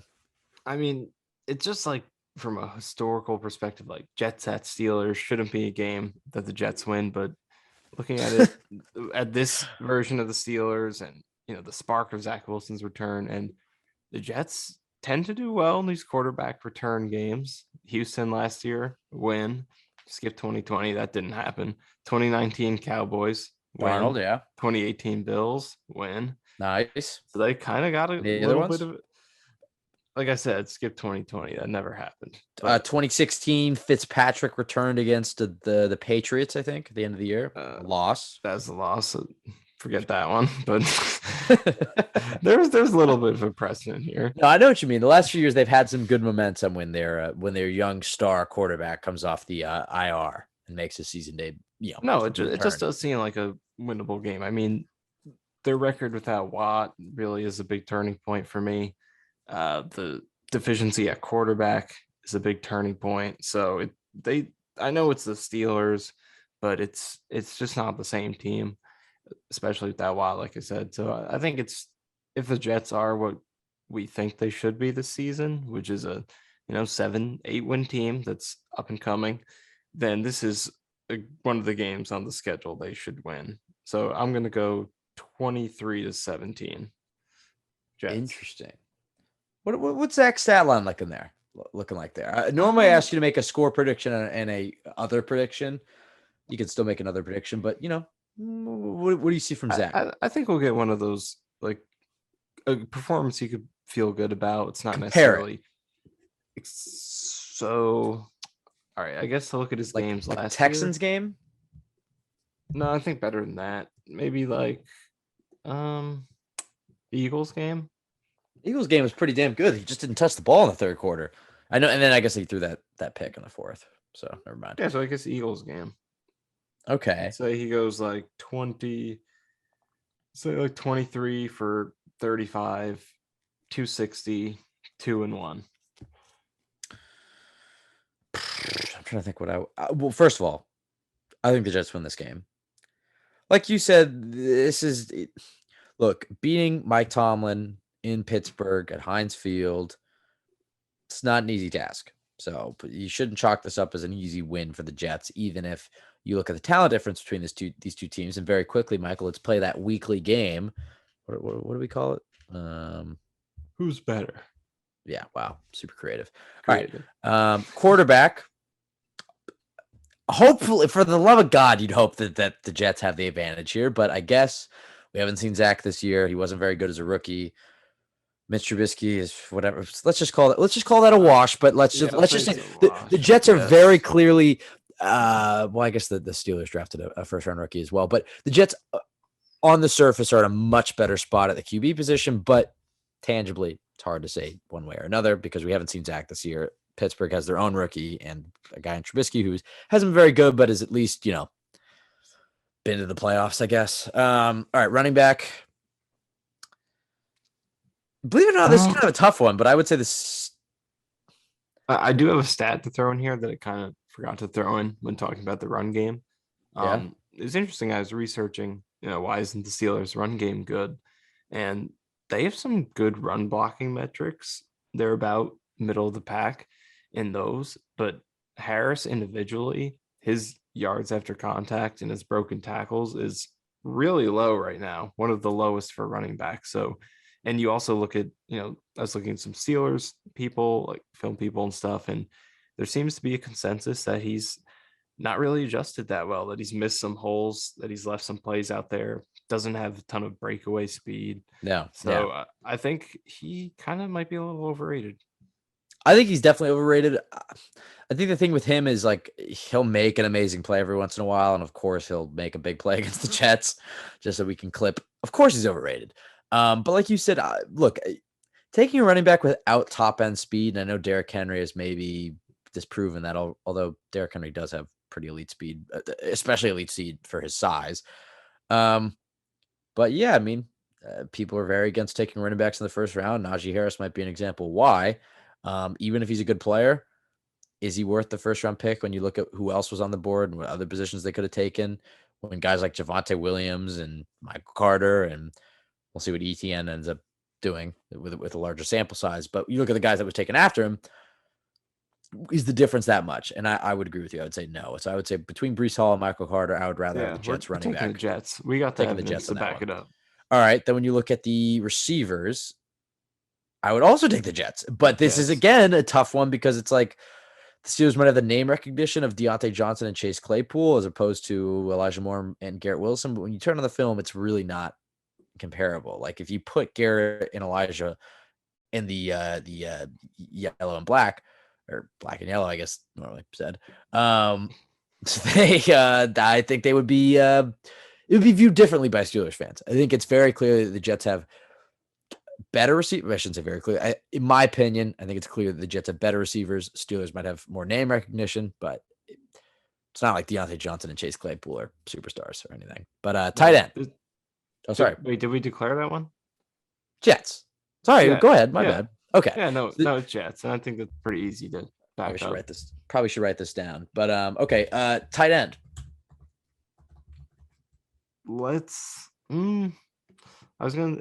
I'm leaning Steelers just because I think Freiermuth. I want to see what he did last year. 60 for 497 and 7. And that's with Roethlisberger. I don't know. This is a close one. So you're box score watching? Is that what I'm getting from that, Michael? Box score watching. Okay. Well, you know what? Okay. Well, right, considering the fact that you just admitted that we had to look up his box. Okay, you're gonna watch one play. No, I said every single play, so I can make a. All right, we're gonna pause. We're gonna pause the podcast right now, and then we'll come back in about 2 hours when Michael has watched every single Pat Freiermuth play. Okay, ready? All right, I'll be right back. All right, and we're That back. guy is Michael, awful. yeah, Jeez, dude, he's Tyler terrible. Conklin is so much better. Dude, Wow. garbage. All right, Jets tight end. All right, offensive line. I guess we'll just do this. Wait, what's our official? I'll say I'll say Steelers for now. Yeah, just give him that one. Well, yeah, we gotta even it out. We don't want to pad the stats too much. Conklin's been pretty good, and I like the Jets room a lot with Uzama and Rucker. But again, it's hard to give the Jets any of these without seeing that much tangibly. But we grind the film. I don't know. The Jets and Steelers have very different reputations, but I don't feel like they're that far talent wise.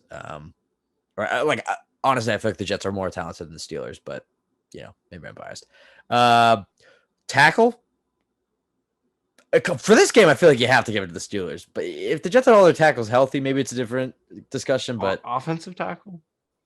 What other tackle? Oh, defensive tackle. Yeah, my bad. Yeah, okay, my bad. Yeah, offensive tackle. I've given the Steelers.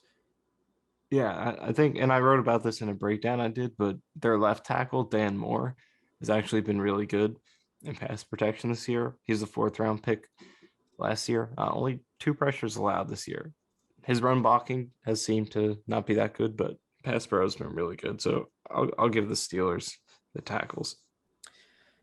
Just because you said that, it kind of dawned on me. The amount of times we've seen other teams have there's that. He was drafted in the 4th round, and now he's a pretty amazing starting player for them. Jets have really not had that.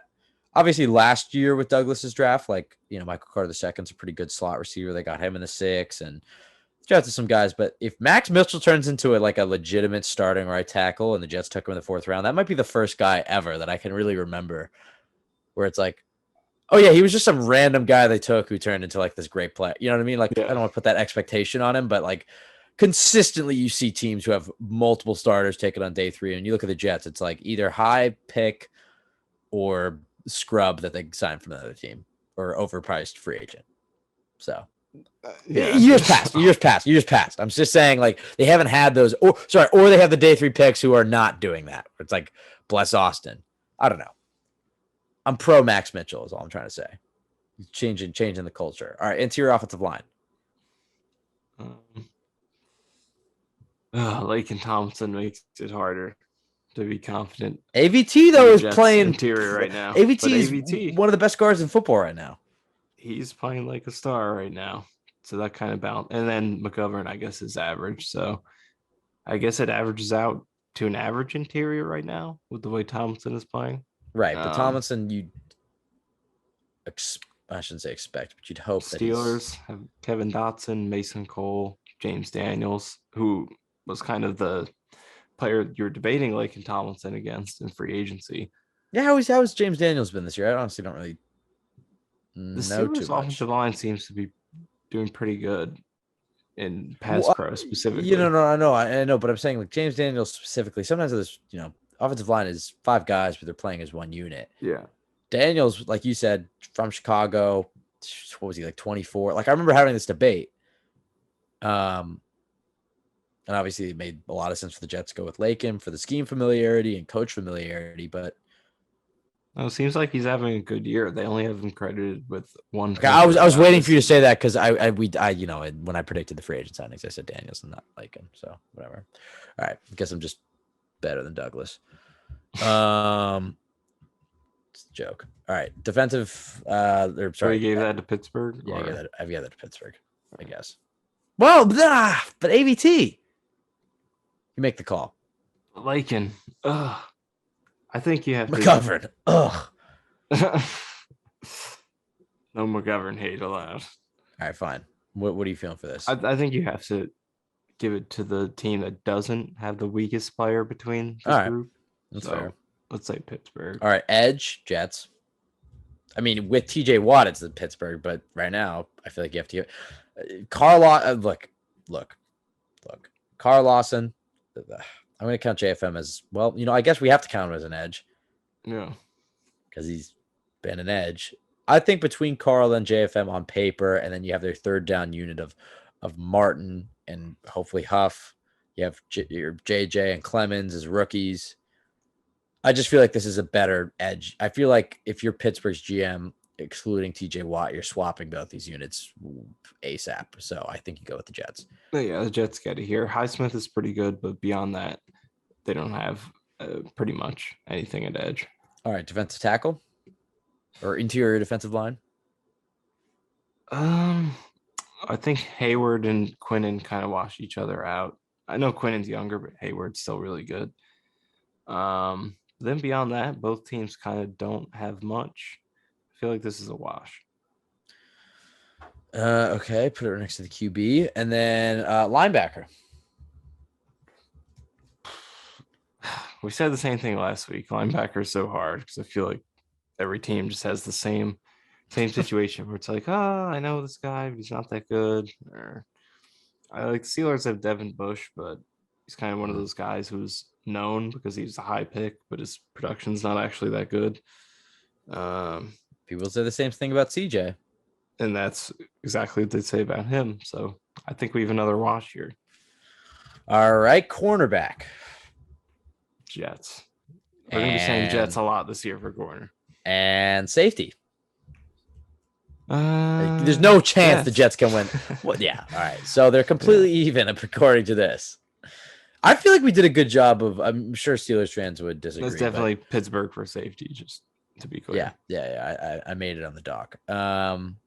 We didn't do specials last week. I'm not going to do that this week, but we got the world's best we had punter. it even. They're literally completely even. It's 4-4, and then the 3 pushes.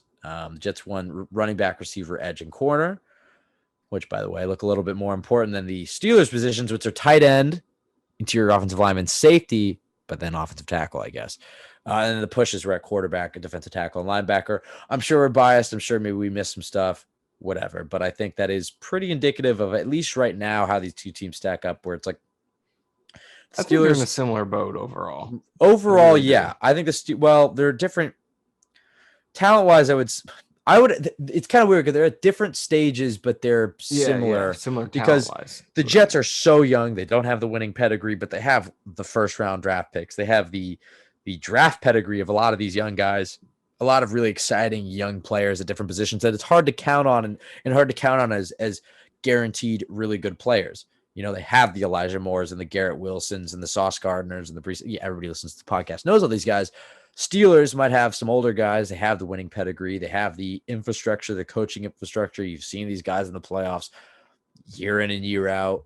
But talent-wise, I actually don't think they really are as talented as the Jets. But, the proof is in the pudding. You could argue they're better coached.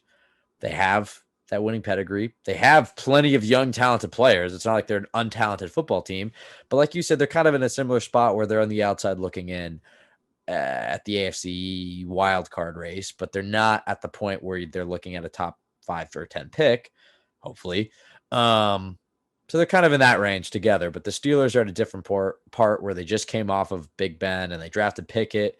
They kind of have like a mix of veterans and young guys like the Jets do, but the Jets are mostly young guys, highly picked young guys with a few big free agent veterans that are, have some names or whatever that balance out the team. But like you said, they're kind of similar, but very different at the same time. All of that was to give my prediction, which is, I think the Jets are winning this game. I think what am I 2-1 now? Because I predicted a loss week 1. I predicted a win week 2. I predicted a win against the Bengals and they lost. Although I will say I did have this weird feeling walking into the stadium that they were going to lose. So, but I feel like I have that every week. So maybe that's just confirmation bias. But looking at this week, I think they do win in Zach's return.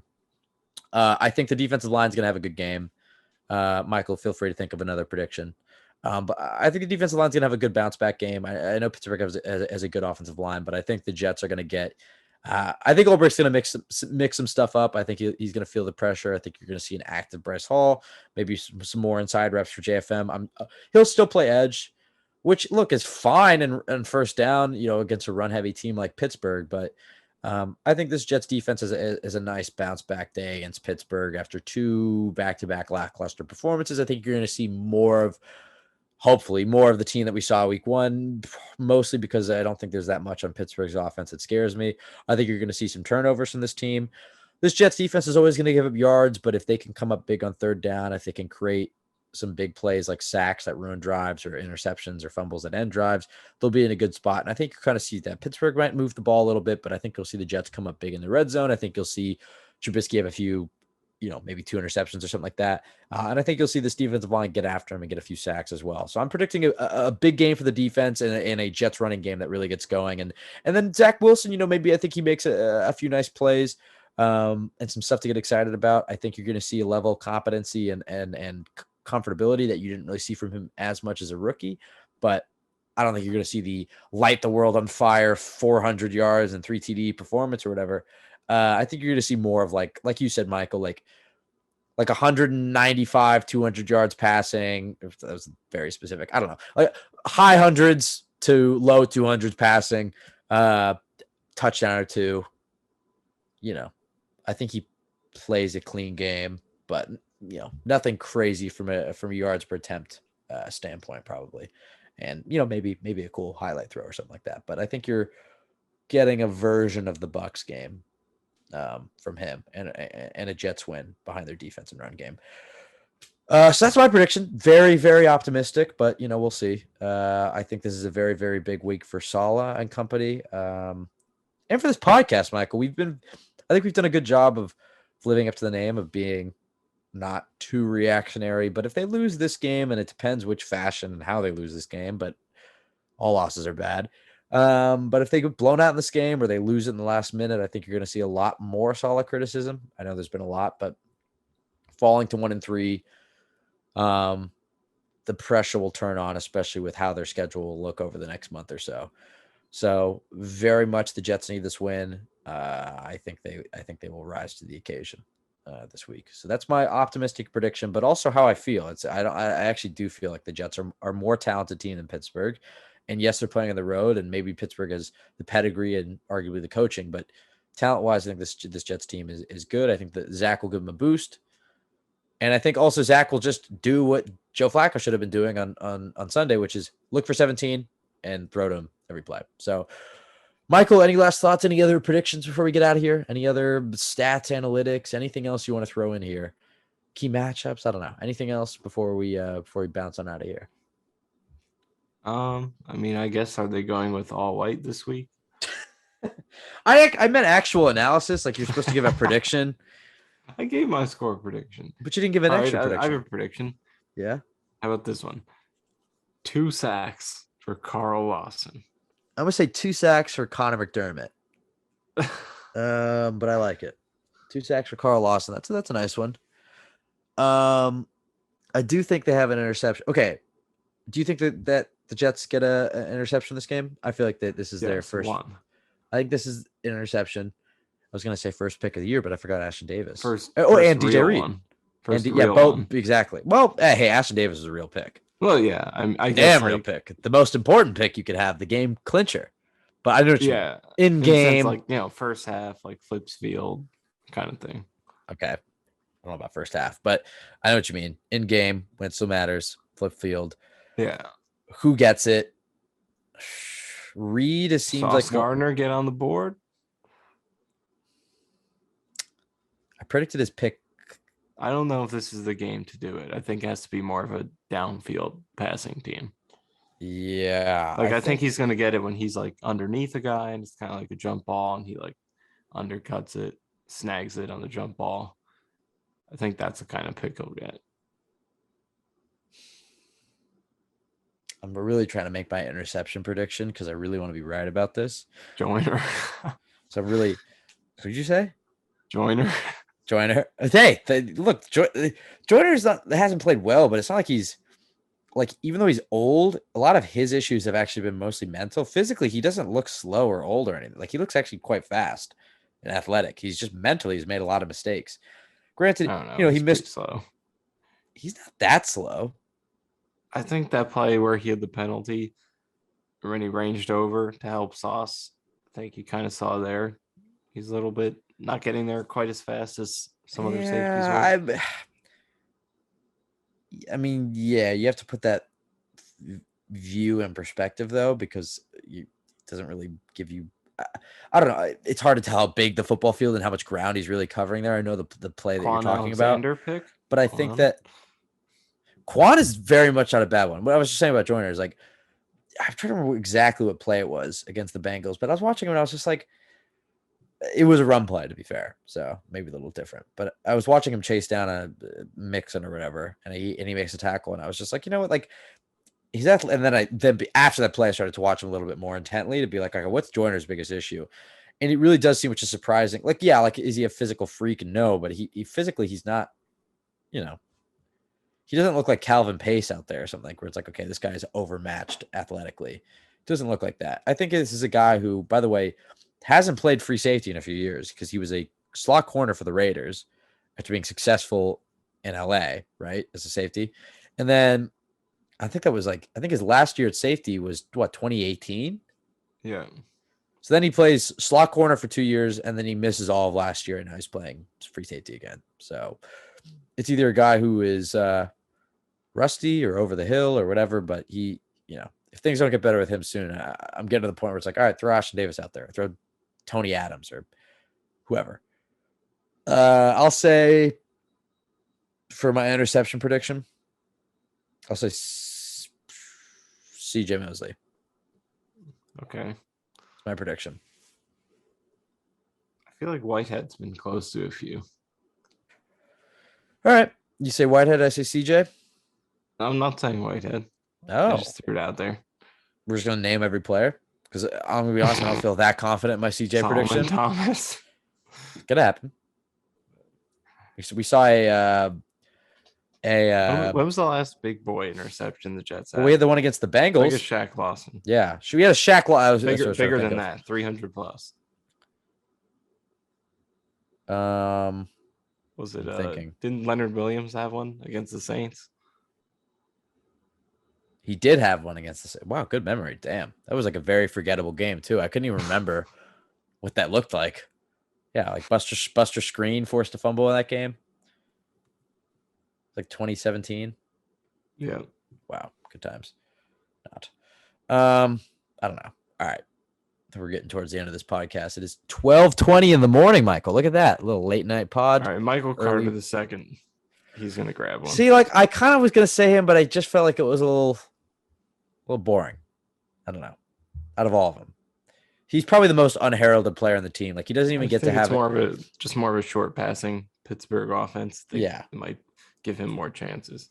Yeah, he's quite unheralded, Michael Carter, for the nickel defense becoming. He had one in the preseason, right? Yeah, no, he did. Yeah, he had a great pick against the Giants. Even the nickel defense has become like the primary defense in all of football. Michael Carter does not get nearly enough credit for being quite a good nickel corner. And he doesn't even get to have his name to himself. He's the second Michael Carter. So I don't know.